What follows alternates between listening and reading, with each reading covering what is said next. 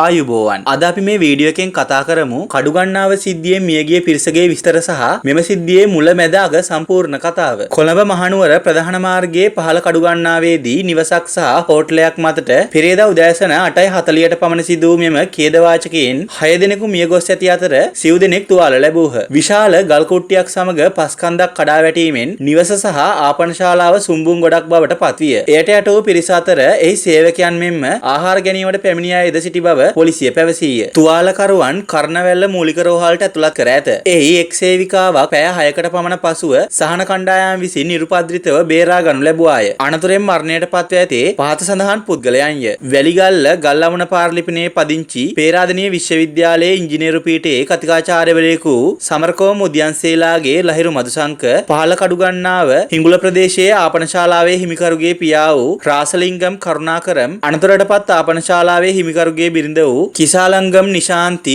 කරුණාකරන් කඩුගන්නාව බලවතගම කිරිබෝලවත ලිපිනේ පදිංචි තිටිලිගොඩ නවජයසිංහගේ ලින්ටන් ජානක කුමාර ජයසිංහ ඇඹිලිපිටිය නගරයේ පදිංචි රුවන් කුමාර අබේසිරි සමරනායක ගම්පොළ හීන්දෙනිය ප්‍රදේශයේ පදිංචි ගුණරත්න පුලස්ති බණ්ඩාර යන අය මිය ගොස් තිබුණි. කොළඹ නුවර ප්‍රධාන මාර්ගයට ආබදව මෙම ගොඩනැගිල්ල පිහිටා තිබුණි. ඒ අනුව අනතුර සැලවීමෙන් පසුව පොලිසිය යුද හමුදාව ආපදාංශ මෙන්ම ගිනි නිවන හමුදාව ප්‍රතිකාර වෙනුවෙන් ගිලන් රථ මෙන්ම එම කාර්ය මණ්ඩලයේද පැමිණ තිබුණි. පස්වරුවේ පුදුම සහගත කරවන තරමේ සිදුවීමකට මුදා ගැනීමේ පිරිස්වලට මුහුණ දීමට සිදු වූ අතර ඒ මේ චන්ද්‍රිකා නැමැති කාන්තාව නිරුපද්‍රිතව මුදා ගැනීමට හැකිවීමයි. එය කාගේත් විමතියකට පත් වූ අතර ඇයගේද පින්මහිමයට එසේ සිදුවන්නට ඇත. පසුවේම කාන්තාව ගිලන් රථයකින් මාවනැල්ල මහරෝහල වෙත පිටත් කර හදිසි ප්‍රතිකාර සඳහා යොමු කර තිබුණි. නමුත් සවස 3 පසු වූයින් පසුව මහවැසි පතිත වූ අතර එම වර්ෂාව ගැනද නොතකමින් යට වූවන් බේරා ගැනීම වෙනුවෙන් මෙහෙයුම් අඛණ්ඩව මෙහෙයුමට එක් වූ අය විසින් සිදු කරන්නට විය. අනතුර සිදු වූයින් පසුව වාහන ගමනාගමනය නවතා ඒ සඳහා වාහනවලට විකල්ප මාර්ග භාවිත කරන ලෙස දැනුම් දීම් සිදු කර පොලිසිය මගින් මාර්ග බාධක යොදා වාහන විකල්ප මාර්ගවලට යොමු කරන්නට විය.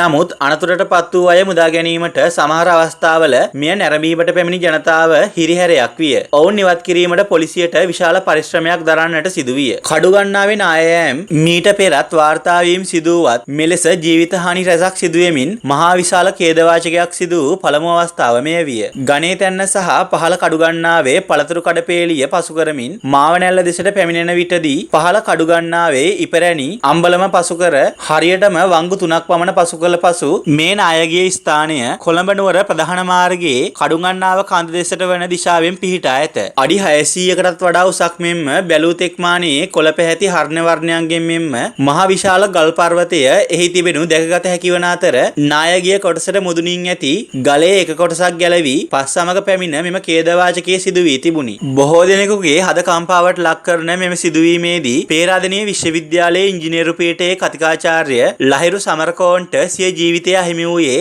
මෙහි තිබූ ආපනශාලාවට ගොස් ආහාර ගනිමින් සිටියදීය. මාවනැල්ල සියඹලාපිටිය වැලිගල්ල ප්‍රදේශයේ පදිංචිකරුවෙකු 31 හැවිරිදි ඔහු මහනුවර ධර්මරාජ විද්‍යාලයේ අධිශිෂ්‍යයෙකි. ඔහු පැමිණි කළු පැහැති මෝටර් රථයටද තරමක හානි සිදු වී වෙළඳසැල අසල තිබෙනු දැකගත හැකි විය. සහෝදරයෙකු සහ සහෝදරියන්ගෙන් සමන්විත පවුලේ වැඩිමහල් සහෝදරයා වන කතිකාචාර්යවරයා ශිෂ්‍යත්ව විභාගයේ සමත්ව මහනුවර ධර්මරාජ විද්‍යාලයෙන් උසස් පෙළ හදාරා මහනුවර දිස්ත්‍රික්කයෙන් ඉහළම ලකුණු මට්ටමක් ලබා ගනිමින් පේරාදෙණිය විශ්වවිද්‍යාලයට තේරීපත් වූ අයකි. ඔහුගේ පියා ප්‍රසිද්ධ උපකාරක පන්ති ගුරුවරයෙකු වන ගාමිණී සමරකෝන් මහතාය. අනතුර සම්බන්ධයෙන් ගාමිණී සමරකෝන් මහතාගේ වැඩිමහල් සොහොයුරාගේ පුතුණුවන් වන චානක බණ්ඩාර මහතා මෙසේ පැවසීය. සිද්ධිය වූ දින විශ්වවිද්‍යාලයේ නිවාඩු දිනයක් නිසා නිවසේ රැඳී සිටින අවස්ථාවේ ඔහු යාළුවන් දෙදෙනෙකු එක්ක මහනුවර ප්‍රදේශයේ වැඩකට ගිහින් තියෙනවා. උදෑසන ආහාරයද නොගෙන නිවසින් පිටව ගිය ඔවුන් උදෑසන මෙම වෙළඳසැලෙන් ආහාරය ලබා ගැනීමට නැවතී තිබෙනවා. ඒ වෙලාවේ තමයි අවාසනාවන්ත අනතුරට මුහුණ පාලා තිබෙන්නේ. ඔවුන් එක්ක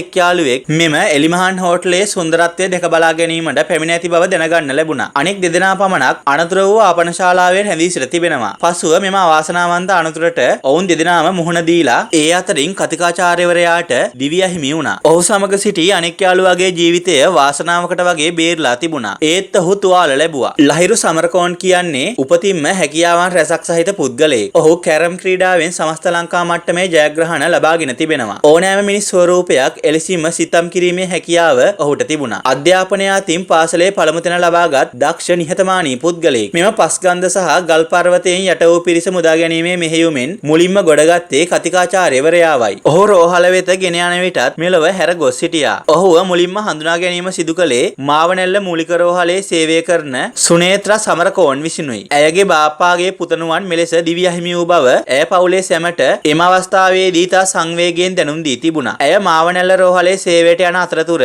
උදෑසන සිය මල්ලි දැක කතා බහ කරලත් තිබුණා. කෑගල්ල ප්‍රදේශයේ පදිංචි කස්තූරි රූපසිංහ මහතා මෙම ඛේදවාචකයේ ඇසින් දුටු පුද්ගලයෙකි. ඔහු මෙම සිදුවීම ගැන අදහස් දක්වමින් මෙසේ පැවසීය. මේ සිද්ධිය වන අවස්ථාවේ මම මීටර් 20ක දුරකින් ඉන්න ඇති. මම දැක්ක දූවිලි ගොඩක් උඩ යනවා. බයික් එක නවත්වලා මිනිත්තුවක් ගියේ නැහැ. කන්දනාය ආවා. මේ යටවුණු කඩේ ඉස්සරහා වාහන දෙකක් දෙපැත්තේ නවත්තලා තිබුණාට ඒ වාහනවල සෙනග හිටියේ නැහැ. විශාල ගල් කුට්ටියක් සමග ජල පහරකුත් දූවිලි සහ මහ විශාල ශබ්දයක් ඇහෙන්න ගත්තා. මම පේරාදෙණිය රෝහලට සීනි වලට බෙහෙත් ගන්න ගිහින් ඒක අරන් එන ගමන් තමයි මේ සිදුවීමට මුහුණ දුන්නේ. ඒ සමගම කම්බි කිහිපයක් බිමට පතිත වුණා. මම එකපාරටම හිතුවේ විදුලිය තිබෙන කම්බි කියලා. පස්සේ ටෙලිෆෝන් කම්බි බව දැක්කා. කෙසේ වෙතත් ගිය වසරේදී ඊට පෙරත් අවස්ථා කිහිපයකදීම කඩුගන්නාව ප්‍රදේශයේ නායයන් වාර්තා වූ අතර පසුගිය වසරේදීත් මාර්ගය වසා පළතුරු කඩ පේලියාසල නැවත නාය සක්‍රිය නොවන ලෙස යම් යම් විකල්ප සිදු කළත් මෙහි අවදානම පහව ගොස් නැත. උඩරට දුම්රිය මාර්ගයේද මෙම ප්‍රධාන මාර්ගයට ඉහළ කොටසින් ගමන් කරන නිසා